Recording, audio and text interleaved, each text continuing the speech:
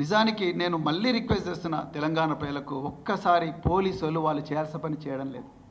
నేను Telangana cyber security bureau ఆఫీసుల్లో ఉండే ఆఫీసర్లకు నేను ఒక్కటే రిక్వెస్ట్ చేస్తున్నా, మీరు పక్కనే ఉన్నారు, తెలంగాణ భవన్ పక్కనే ఇంటిగ్రేటెడ్ కమాండ్ అండ్ కంట్రోల్ సెంటర్లో ఉన్నారు. మీకు అద్దాల భవంతి, ప్రపంచంలో ఎక్కడ లేని విధంగా ఫెసిలిటీస్ కేసీఆర్ గారు మీకు ఇచ్చింది. పారదర్శకంగా మీరే రాసుకున్నారు మీ వెబ్సైట్లో, అన్బయాస్డ్ అని చెప్పి, unbiased, transparent and efficient practices అన్నారు. Please try to be unbiased, please try to be transparent, please try to be efficient in controlling corruption, in controlling digital frauds. ఇలా మీరు నిజంగా ఎక్కడ సైబర్ పెట్రోలింగ్ చేయాలని నేను చెప్తా వినండి. మీరు సైబర్ పెట్రోలింగ్ చేయాల్సింది సెక్రటరియట్లో చేయండి. ఓపెన్ చెప్తున్నా, సెక్రటరియట్లో చేయండి. తెలంగాణ ప్రజలకు న్యాయం జరుగుతుంది.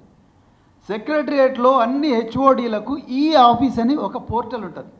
ప్రతి ఫైల్ కూడా ఎలక్ట్రానిక్ మానిటరింగ్ ఉంటుంది, ఎలక్ట్రానిక్ మూమెంట్ జరుగుతుంది. ప్రతి ఫైల్ కూడా ఫస్ట్ సెక్షన్ ఆఫీసర్ నుంచి, తర్వాత అసిస్టెంట్ సెక్రటరీకి పోతుంది, అసిస్టెంట్ సెక్రటరీ నుంచి డిప్యూటీ సెక్రటరీ పోతుంది, అడిషనల్ సెక్రటరీ పోతుంది, హెచ్ఓడికి పోతుంది, ప్రిన్సిపల్ సెక్రటరీకి పోతుంది, ఫస్ట్ ప్రిన్సిపల్ సెక్రటరీ పోతుంది, తర్వాత మినిస్టర్కి పోతుంది.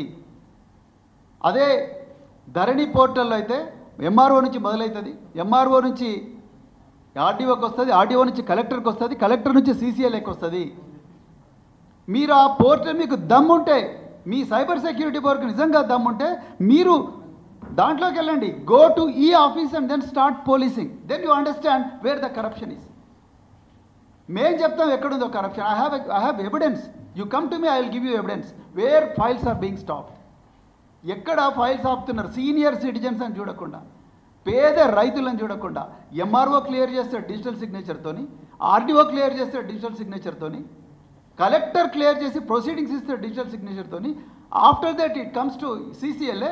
సీసీఎల్ఏలో కనీసం అంటే 1 సంవత్సరం పాటు ఫైల్స్ వెయిటింగ్ ఉన్నాయి.